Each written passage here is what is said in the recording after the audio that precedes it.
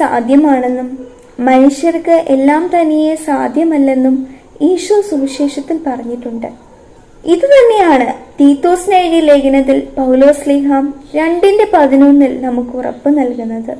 എല്ലാ മനുഷ്യരുടെയും രക്ഷയ്ക്കായി ദൈവത്തിന്റെ കൃപ പ്രത്യക്ഷപ്പെട്ടിരിക്കുന്നു. എല്ലാ മനുഷ്യരുടെയും രക്ഷയ്ക്കായി പ്രത്യക്ഷപ്പെട്ടിരിക്കുന്ന കാര്യം കൃപയാണ് എന്നുള്ളതാണ്.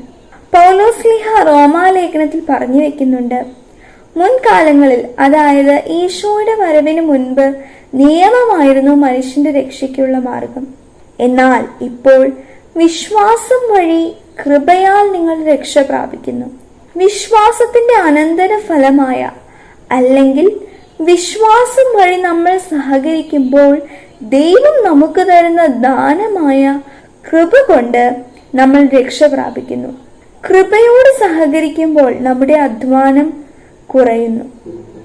നിയമം പാലിക്കാനുണ്ടായിരുന്ന മനസ്സിന്റെ കാർക്കശ്യം, മനസ്സിന്റെ അധ്വാനം കുറഞ്ഞ് നമ്മൾ കുറെ കൂടി ദൈവത്തോട് സ്നേഹത്തിന്റെ സ്വാതന്ത്ര്യം കൊണ്ട് തുറവിയുള്ളവരായി തീരുന്നു.